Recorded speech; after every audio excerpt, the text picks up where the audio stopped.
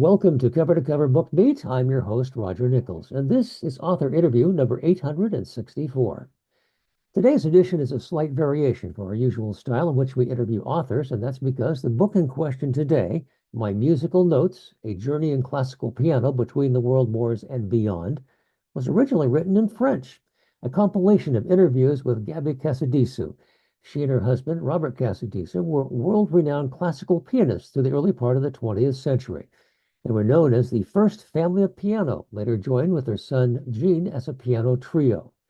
They toured the world, performing for heads of state and with such luminaries as Maurice Ravel, composer of Bolero, and they even played Mozart in a local concert with Albert Einstein on violin. It's a fascinating and thoroughly readable book, which is now available in English due to the work of their daughter and our guest today, Therese Casadesis Rawson.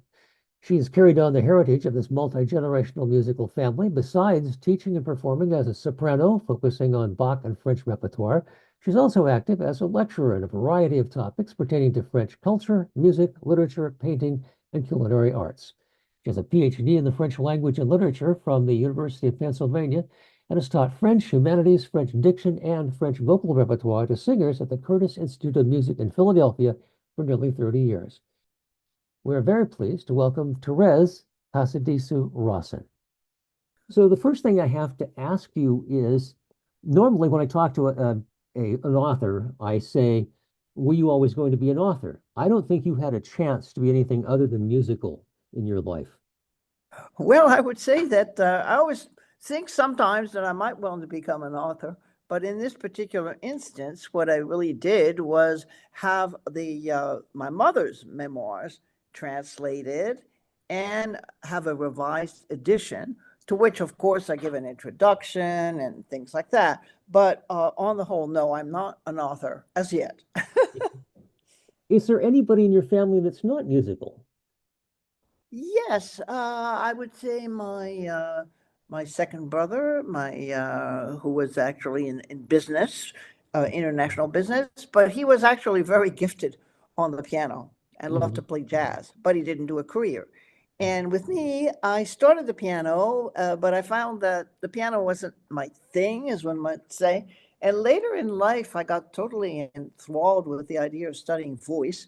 And so I actually got to the stage of being what you call a semi-performer, performed in public and so forth, and didn't have a big career, but had a wonderful, wonderful time. And then I have a son who's now living his second life, so to speak, as a bossa nova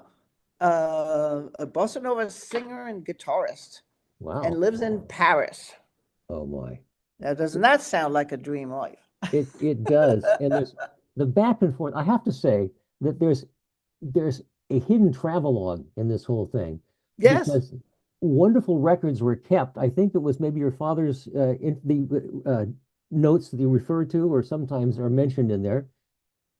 Yes, well, my mother, actually, the book was originally a series of interviews, a little bit like we're doing now.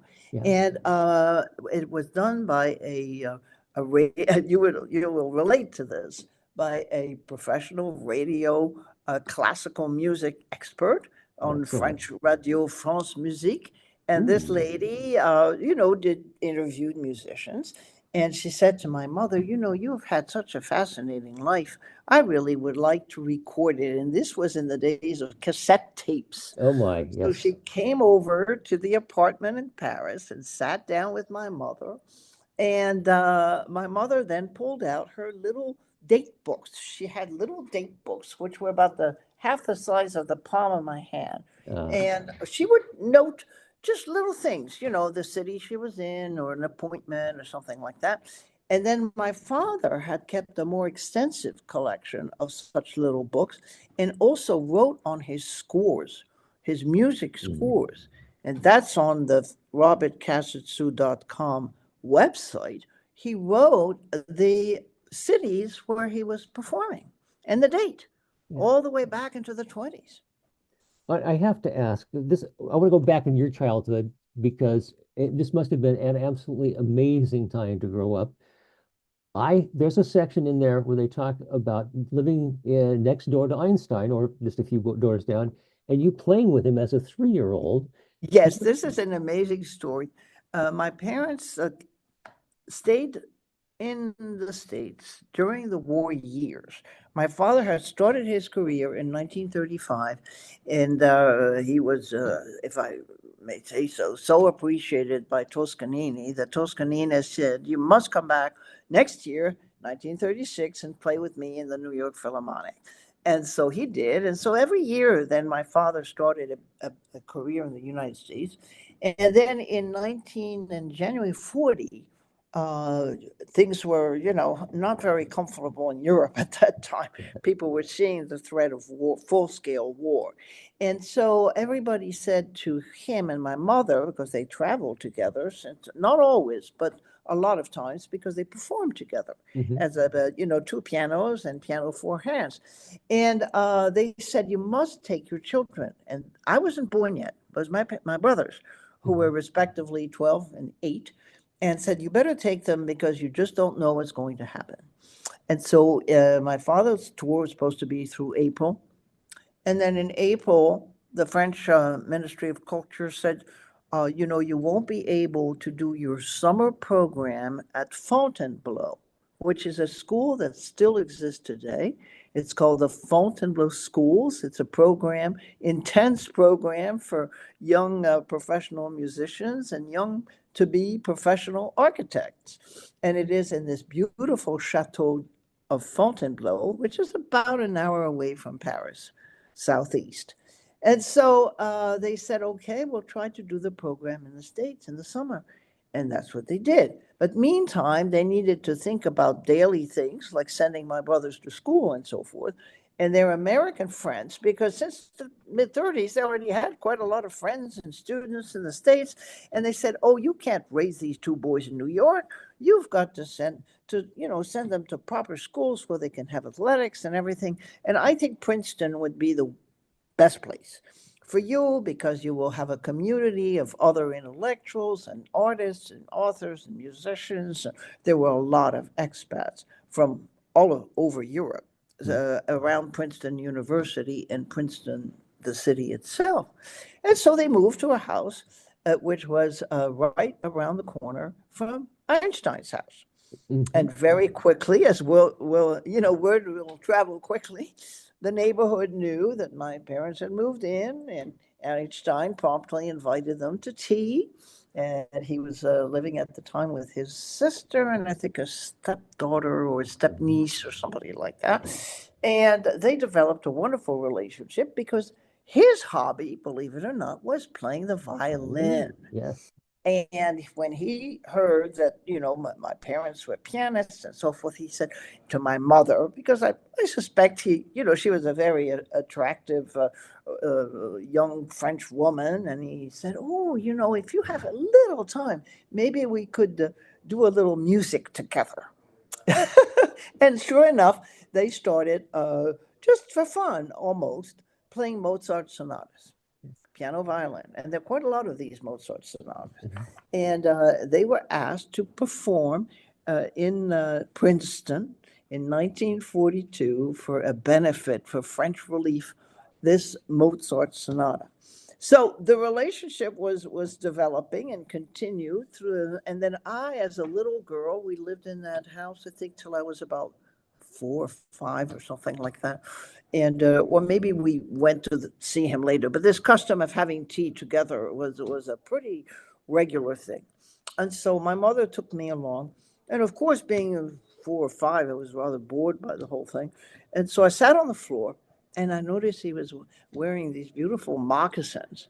And I started playing with these moccasins. And then I stood up. And I said, oh, I thought to myself, he has this beautiful white hair. So I kind of went behind his armchair and patted his hair a little bit. And I saw my mother do big eyes, like scowling at me, say, don't do that. But she didn't say that. Yeah. But he knew. And he said to my mother, oh, I love children. I don't have any of my own, but just let her play. So that's my memory of Einstein, but I have no idea who he was, Oh, yeah. In this, I'll have to say, the book also might read as everybody who's anybody in the musical world at that time intersecting with all of the names, even names that I, a non-classical music person, as an old top 40 DJ, recognize, Oh, and yes, of all through course. the book. I mean, when you realize Exactly. your father and Ravel played duets together.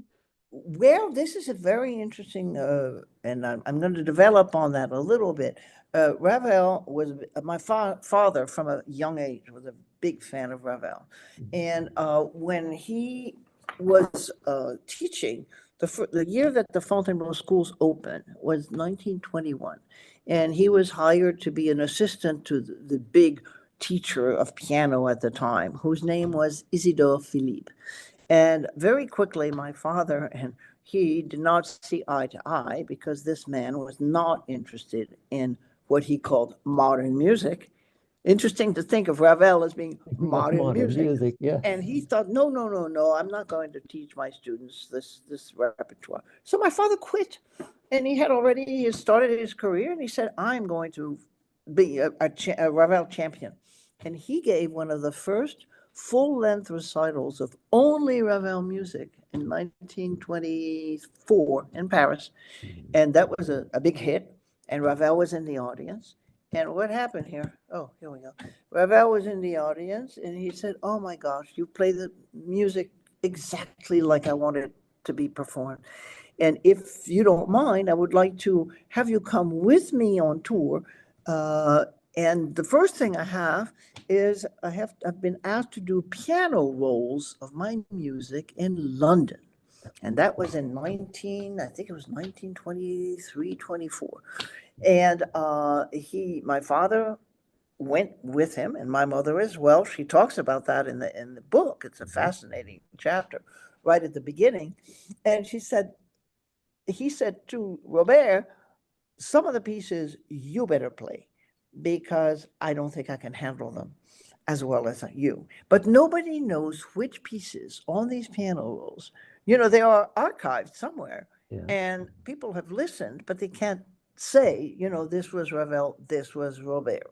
But anyway, it's at the end of that session of piano rolls that they went to this dinner party where they heard this amazing young Hungarian violinist who performed Hungarian music.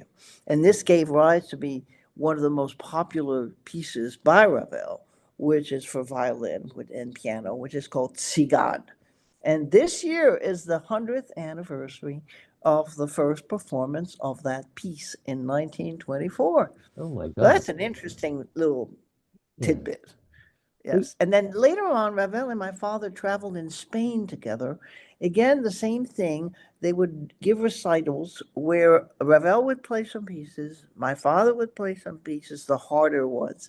And then there was often sometimes a singer or somebody else on the program. And they treasured those trips together because Ravel was very fond of Spanish culture, introduced my father to some of the things. And my father particularly loved the dances that they played called the sardanas. Mhm. After the church service, they were done on the piazza or the plaza. Mhm. And so my father was somewhat influenced in his compositions by Spanish music. Few people know that besides being an internationally recognized pianist, my father was a composer, and he composed more than 65 works, seven symphonies, chamber music, concertos, pieces for sonatas for piano violin, cello violin, flute violin, all sorts of things. And I this is one of my goals actually, as it was my mother's, is we're trying to get my father's music performed more and to bring it to the younger students, the younger pianists. And that's one of the reasons I have kept involved with the Fontainebleau schools, is I want to see my parents' legacy there as piano teachers because they taught there for decades. Mhm. Even my brother, who died unfortunately quite young, taught there as well. And so I try to continue this legacy, having the works performed by young students. And so it's a family history, as you can see. It is, and all through this, every time I turn around, I don't know how many times I saw that. your mother writes, well, he spent every spare moment in composition. That's Yes, probably 50 times in that book because yes, obviously he did. he did. And one thing that I think for our listeners is really interesting in the book, even if you are not a musician, is the way people traveled Oh my in goodness. these days and managed to keep an international career schedule. It is unbelievable. They spent, hours, 24 hours to go from one concert to another. If it was, say, one in, I don't know, in St. Paul and Minneapolis, and, a few days later in New Orleans, Yeah. well, they had to get on the train Yeah. and hours and hours. Although I have to say that train travel was kind of luxurious in the day, Yeah. and better certainly than it is today.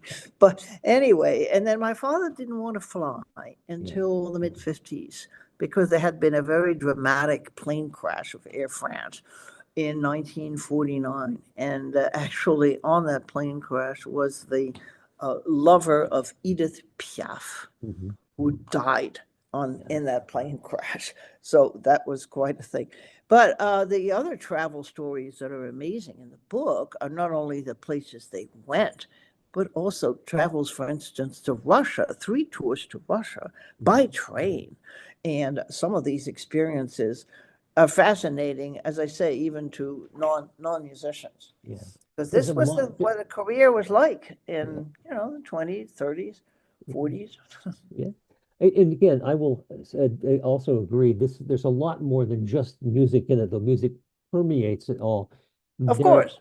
there are encounters with famous people. There are encounters of how things work in the family dynamics, and it seems like Yes. a strong family in every sense. I think you're tied Oh, together. absolutely. Yeah. Absolutely. Yes. And as children, I have to say that we were not neglected, like unfortunately many performers' children are somewhat neglected. Not at all. And well, our parents were busy, very busy, but they were still very much there to see to our education and things like that. And yeah, and they also did not impose their view of what we should do in life at all. And Mhm. it's interesting with my older brother because he wanted to become a pianist, and everybody said, "Oh, that's going to be very difficult in the footsteps of your father." And my parents wanted him to be a conductor Ah. because he had a great deal of presence. He was very good with, sight reading music and Mhm. rhythm and all the kind of qualities that make a good conductor. But no, he chose the piano. And then they had this amazing situation of being what they call the first family of the piano. Because the conductor of the New York Philharmonic in the early 50s, Dmitri Mitropoulos, had this idea. He had heard Jean at a young artist concert, said, "Oh, he's a very good pianist. Why don't you do some 3 piano repertoire?" Nobody had been doing that. Now, of course, it was piano, so it was not harpsichord, but Bach composed a 3 piano concerto. Mozart composed a 3 piano concerto. And then my father in the mid 60s got inspired to write a 3 piano concerto, which was performed at I think it was the centennial of the Lincoln Center or something like that. It was a big deal in the summer of 1965. And so there was also, and it's still available today, there is a video recording with that company, you're probably familiar with it, called VAI. Yeah. And they have a whole collection of archival DVDs. And there is a DVD called The First Family of the Piano. And We it was done in 1967. Yes. that And is they amazing. also, my parents performed a lot with something that doesn't exist anymore, but was called the Bell Telephone Hour. Ah, yes. I can Yes. recall that. Yes, that Yeah. was something many of the large companies would do prestige programming. Uh, Yes. Mexico sponsored Masterpiece Theater and that Right. sort of thing. But yes, and Bell Telephone Hour was mostly concerts, though they had occasional Yes. plays in it. So yeah. Yes, yes. Wow. So yeah, We, that's another era that's fascinating. And then one thing I would like to bring forth, because I think it's also, well, first of all, in terms of historical facts and things that you can pick up in the book. First of all, what it was like to live in Paris in the 20s and the 30s. And some funny passages are when my parents first got their first car. And driving in Paris, can you imagine driving when there weren't all that many cars around? And my mother was a modern woman, and at the age of 25, she was driving the car, yeah, and that was unusual. yeah. But anyway, they have great stories with that. And then, of course, the very active cultural life, theater, concerts, and the famous people that were performing in Paris and everything. So they were really part of all that. And and interestingly enough, some of these relationships they had with, so well-known people continued in the States during these war years. For instance, the famous designer Schiaparelli Mhm. was living in Princeton in the 40s. And so my mother and she got quite friendly because my mother was a very elegant lady and loved fashion. And this is another interesting point for the 40s is the way they marketed my parents as this ultimate couple, not only because they played together, of course, but also because they wanted to center on the family life, and they showed my mother as having the talents of a French cook, which she did. She's a very good Mhm. cook. And if you look at issues of Musical America, there's some pictures that are very interesting because they show this marketing that was done in those years. And one of them is, for instance, they would show my mother in a picture having my father taste something on a spoon. And Yeah. yeah, and then they would ask my mother for recipes to publish in things like Good Housekeeping or things like that.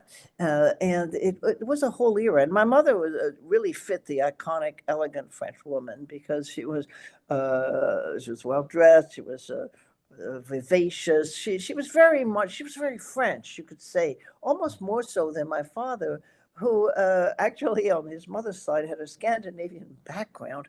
And even in some of the critics of the time, reviews of the time, the reviewer would write, "Yeah, here comes Monsieur Casadesus, kind of blonde and tall and not very French looking," because he didn't look like Duvalier, for instance, Yeah.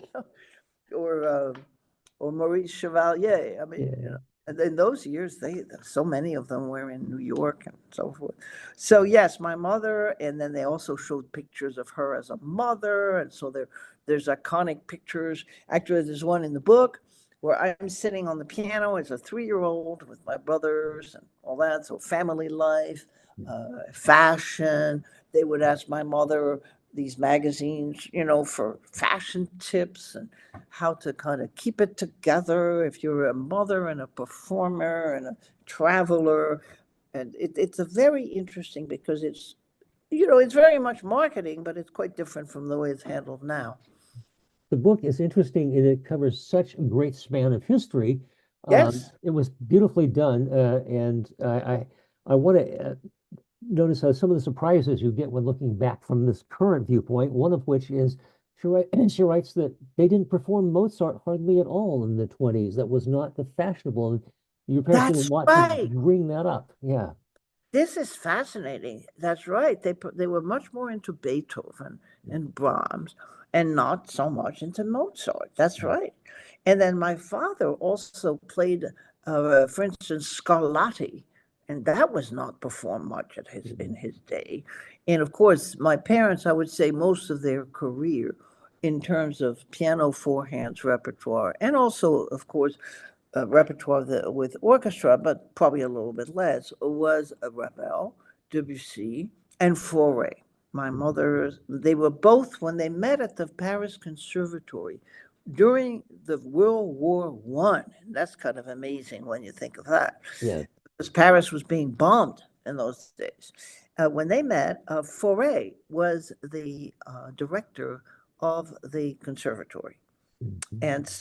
And then Debussy was often on the jury, although my mother never actually met him except as a young, candidate for a prize or something like that. And but Ravel was the real close friend, the friend that and he became director for a year at the Fontainebleau schools as well. Yes. Now, one of my recollections as a child, that's probably one of the things I treasure the most now, is really having met all these fascinating people. Yeah. Because not only,